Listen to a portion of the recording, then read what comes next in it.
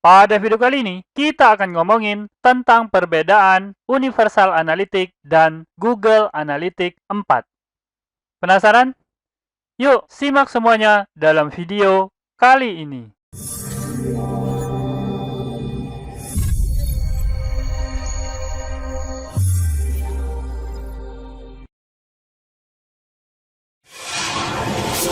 Assalamualaikum warahmatullahi wabarakatuh. Ketemu lagi bersama saya, Kanada Kurniawan, dan masih di channel kita, Pro Jasa Web. Pada kesempatan kali ini, kita akan ngomongin berbagai perbedaan antara Universal Analytics dan Google Analytics 4.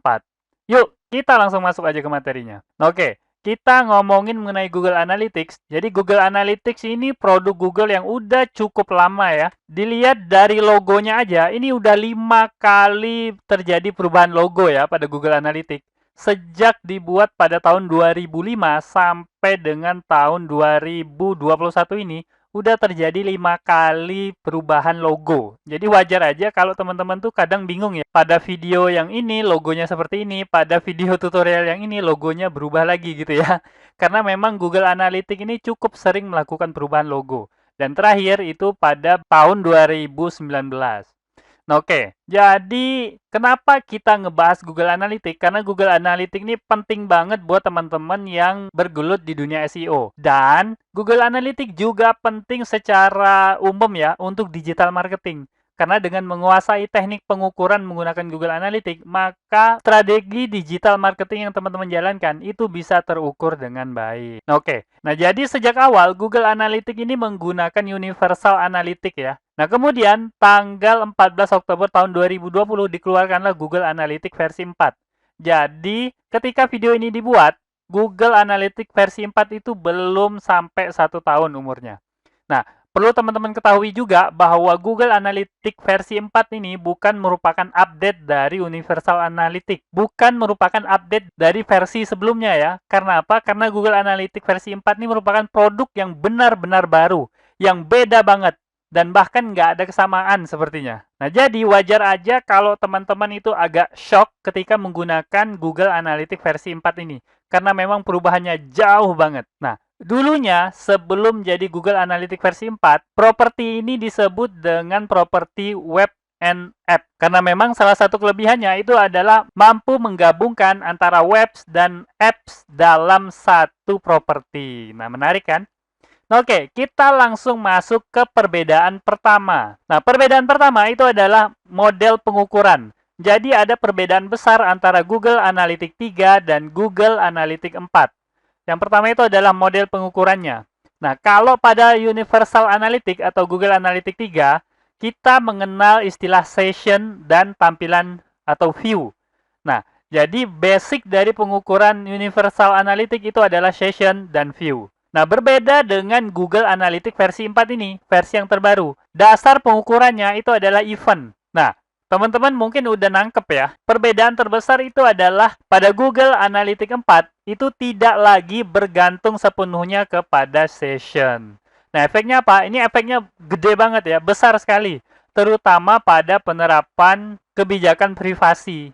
Nah, teman-teman tahu ya, platform-platform free kanan selain Google itu mendapat masalah ya pada tahun 2020 karena kebijakan privasinya. Oleh karena itu, Google mengambil satu langkah ke depan dalam rangka kebijakan privasi ini. Jadi Google berusaha sebaik mungkin untuk lepas dari ketergantungan terhadap session. Jadi nggak akan ada masalah privasi lagi. Oke, dan satu hal yang perlu teman-teman ketahui bahwa hampir semua hal itu dianggap sebagai event pada Google Analytics 4 ya. Bahkan page view yang dulunya kita kenal pada Google Analytics 3 atau Universal Analytics itu berdiri sendiri, bukan termasuk event. Nah, pada Google Analytics 4, page view itu juga digolongkan sebagai event. Jadi hampir seluruhnya itu dianggap event semua. Nah, itu dia. Itu adalah perbedaan pertama dan perbedaan utama di antara kedua Google Analytics ini. Nah, oke, kita lanjut. Kita bahas secara lebih dalam mengenai event ya. Nah, kalau dulu di Universal Analytics, event itu adalah interaksi pengguna dengan konten selain pemuatan halaman. Nah, jadi tolong diingat ya. Jadi semua interaksi pengguna kecuali page view itu dihitung sebagai event.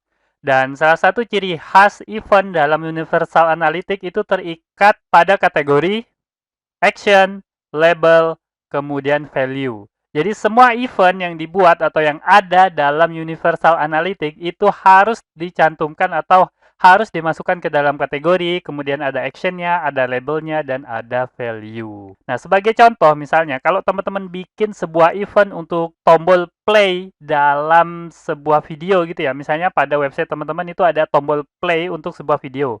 Nah, event play itu biasanya ada kategorinya. Biasanya diberi kategori video gitu ya. Kemudian actionnya bisa dikasih, ini misalnya dikasih action play, kemudian labelnya bisa nama dari video tersebut. Nah, ini merupakan contoh pembuatan event atau contoh event dalam Universal Analytics. Nah, sekarang kita lihat event dalam Google Analytics 4. Pada Google Analytics 4, event itu adalah interaksi pengguna dengan situs atau aplikasi teman-teman.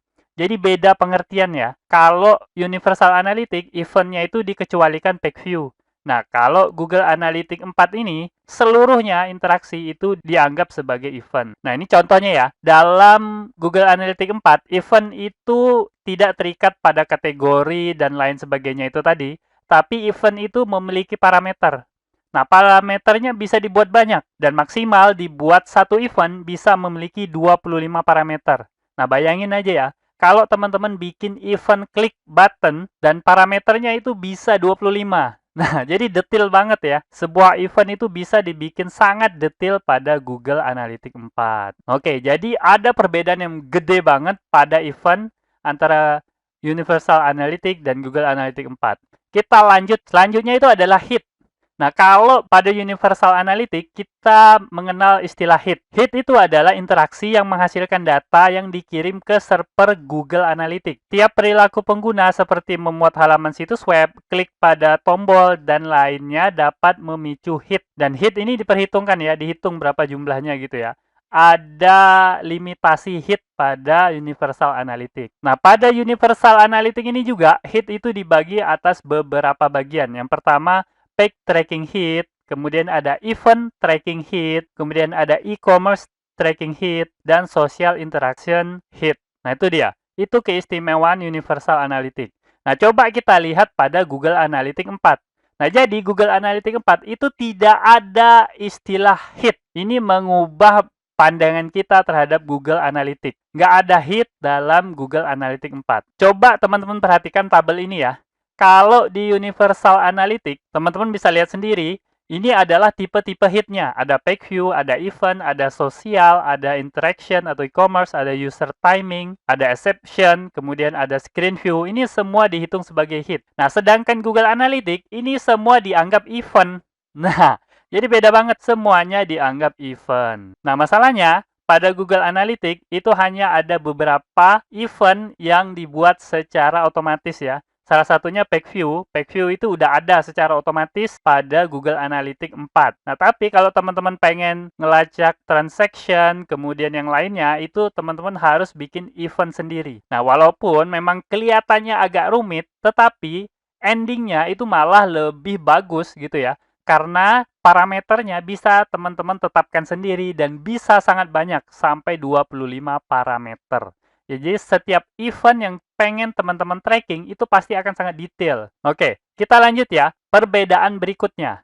Nah, udah saya sampaikan sebelumnya ya. Pada Universal Analytics itu ada limitasi hit ya. Ada limitasi hit, yaitu 500 hit per session. Ya, memang itu gede banget ya.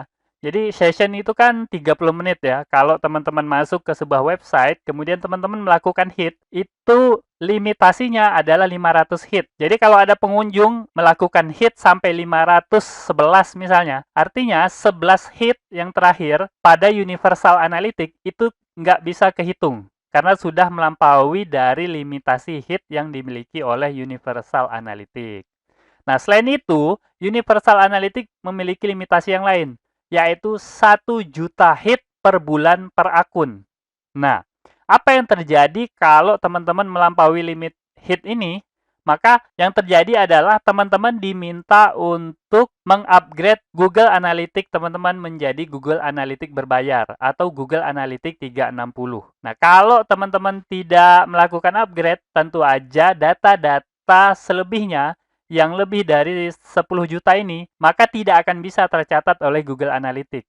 Nah, memang 10 juta ini kelihatannya banyak ya. Tapi kalau pengunjung teman-teman udah sampai jutaan per bulan, maka 10 juta hit kemungkinan besar nggak cukup buat website teman-teman. Nah, itu limitasinya ya. Nah, sekarang masalahnya gimana dengan Google Analytics 4? Nah, ini ada kabar gembira bahwa dalam Google Analytics 4 itu kan udah disampaikan sebelumnya bahwa nggak ada istilah hit.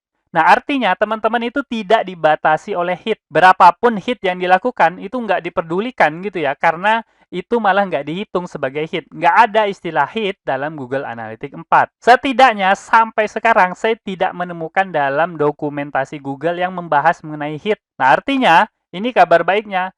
Teman-teman yang tadinya hampir menyentuh limitasi hit, itu bisa berlapang dada. Maksudnya bisa agak lega gitu ya. Karena nggak ada batasan hit. Selanjutnya, perbedaan yang lain itu adalah masalah data sampling. Nah, teman-teman mungkin memperhatikan ya, kalau teman-teman pakai Google Analytics, itu biasanya ada lambang perisai pada nama laporan teman-teman. Contohnya ini laporan acquisition overview. Nah, kalau teman-teman pertama kali membuka laporan acquisition ini, teman-teman pasti akan melihat lambang perisai berwarna hijau. Nah, artinya apa? Nah, artinya seluruh laporan default itu tidak menggunakan data sampel. Artinya datanya itu 100% digunakan. Nggak pakai data sampel sama sekali. Nah, sekarang gimana kalau pada laporan teman-teman itu ada lambang seperti ini, perisai berwarna orange. Nah, itu artinya laporan teman-teman itu adalah laporan ad hoc. Nah, artinya laporan tersebut udah menggunakan salah satu dari 3 ini atau kombinasinya, antara segmen, filter, atau dimensi sekunder. Nah, misalnya aja kalau teman-teman pakai all user ini, kemudian teman-teman tambahin pengunjung perempuan dan pengunjung laki-laki misalnya. Teman-teman bedain gitu ya. Nah, itu hampir dapat dipastikan laporan teman-teman itu akan berubah menjadi warna orange seperti ini. Artinya, laporan tersebut menggunakan data sampling. Kuncinya 3 ini ya. Kalau teman-teman pakai segmen, filter, atau dimensi, nah itu kemungkinan besar laporan teman-teman langsung pakai data sampling. Nah, tapi ada limitasinya ya. Limitasi laporan ad hoc itu adalah 500.000 sesi di tingkat properti untuk rentang tanggal yang teman-teman gunakan. Kalau teman-teman belum melampaui 500.000 sesi, kemungkinan besar laporan teman-teman ini nggak warna kuning. Artinya masih pakai data 100%, nggak pakai data sampling. Nah, sekarang gimana dengan Google Analytics 4? Nah, kalau Google Analytics 4 sama dengan Universal Analytics, laporan defaultnya seluruhnya tidak menggunakan data sampel. Cuma kalau Google Analytics 4 bukan perisai ya, kalau nggak salah ikonnya itu ikon kertas. Tapi kalau teman-teman menggunakan laporan Explore, maka itu akan langsung pakai data sampling. Kalau teman-teman melewati limitnya. Nah, apa maksudnya laporan Explore? Nah, ini laporan Explore ini di bagian ini. Nah, teman-teman tahu ya, kalau teman-teman pertama kali masuk, itu kemungkinan besar teman-teman itu ngeklik yang paling atas, report.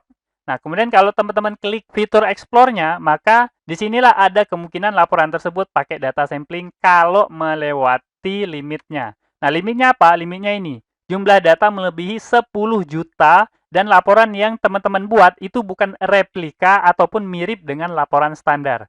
Nah, kalau dia mirip laporan standar, itu juga nggak pakai data sampling. Nah, teman-teman juga harus tahu ya, fitur Explore ini merupakan fitur berbayar sebenarnya, karena teman-teman nggak akan menemukannya pada Universal Analytics. Fitur ini hanya dapat ditemukan pada Google Analytics 360. Teman-teman harus bayar tadinya. Nah, tapi begitu rilis Google Analytics 4, fitur ini bisa teman-teman akses secara gratis. Nah, asik banget kan? Jadi teman-teman jangan males nyoba ya, jangan males belajar. Nah, karena ini fiturnya keren banget dan memang ini masa depan dari Analytics. Nah, teman-teman harus tahu ada fitur data retention pada Google Analytics.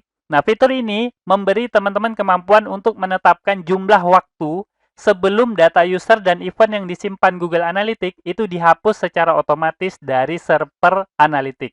Artinya data yang teman-teman kumpulin itu akan dihapus secara otomatis. Nah, pada Universal Analytics pilihannya seperti ini. Ada 14 bulan, ada 26, ada 38, ada 50, dan bahkan teman-teman bisa memilih untuk tidak menghapus datanya sama sekali. Artinya datanya nggak dihapus oleh Google secara otomatis. Tapi teman-teman bisa meminta pengajuan penghapusan gitu ya. Nah, itu pada Universal Analytics. Nah, sayang ya, pada Google Analytics 4, fiturnya berubah. Nah, hanya ada dua pilihan, yaitu 2 bulan dan 14 bulan. Nah, itu ya. Jadi retensi datanya lebih kecil gitu ya. Saya rasa ini mempertimbangkan kebijakan privasi itu tadi ya. Oleh karena itu Google mempersingkat data retentionnya. Nah, satu hal yang harus teman-teman perhatikan bahwa setelan retensi data tidak mempengaruhi laporan gabungan standar di properti Google Analytics 4, teman-teman. Laporan standar itu nggak pengaruh sama retensi data. Nah, setelan retensi data hanya mempengaruhi laporan pada tab Explore. Nah, sekali lagi, kalau teman-teman pakai Explore, maka itu akan terpengaruh retensi data dan data sampling. Nah, selanjutnya, perbedaan yang terakhir itu adalah integrasi. Maksud dari integrasi ini adalah fitur untuk terhubung dengan produk-produk Google yang lain ya. Nah, kalau pada Universal Analytics, itu ada banyak sekali produk yang bisa teman-teman hubungkan. Ada AdSense, ada Google Ads, ada Ad Exchange, ada Google Optimize, ada Google Tag Manager, dan lain sebagainya. Ada banyak sekali yang bisa teman-teman integrasikan. Nah, tapi sayangnya pada Google Analytics 4, yang bisa teman-teman hubungkan itu baru aja 3 ketika video ini dibuat. Cuma ada Google Analytics, kemudian Ad Manager, dan BigQuery. Nah, ini catatan enaknya pakai Google Analytics 4, itu data teman-teman itu bisa langsung diekspor ke Google BigQuery.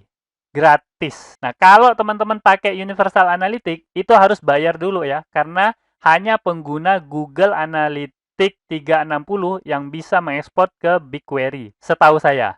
Nah, tapi kalau Google Analytics 4 itu bisa secara gratis dan otomatis. Oke, ini adalah perbedaan yang terakhir yang akan saya bahas dalam video ini. Kita sampai kepada simpulan. Nah, ini hanyalah sebagian ya.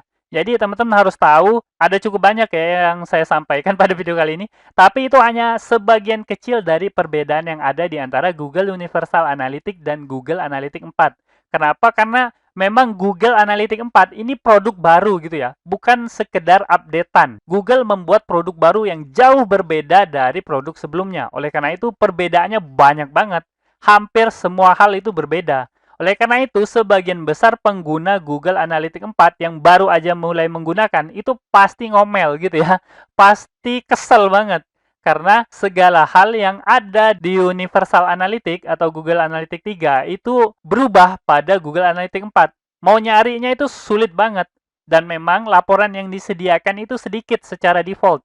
Karena apa? Karena memang berbagai laporan yang teman-teman perlukan itu nantinya bakal teman-teman buat lewat event-event yang akan teman-teman buat kemudian. Nah, kalau teman-teman nggak bikin eventnya, maka tentu aja laporannya nggak bisa dibuat secara otomatis gitu ya. Nah, jadi teman-teman harus siapkan, rancang betul-betul, pahami betul-betul event pada Google Analytics 4, kemudian dirancang untuk masa depannya gimana gitu ya. Nah, kalau teman-teman salah merancang pengumpulan eventnya atau pembuatan eventnya, itu bisa berdampak buruk pada bisnis teman-teman. Jadi harus dipelajari betul-betul ya.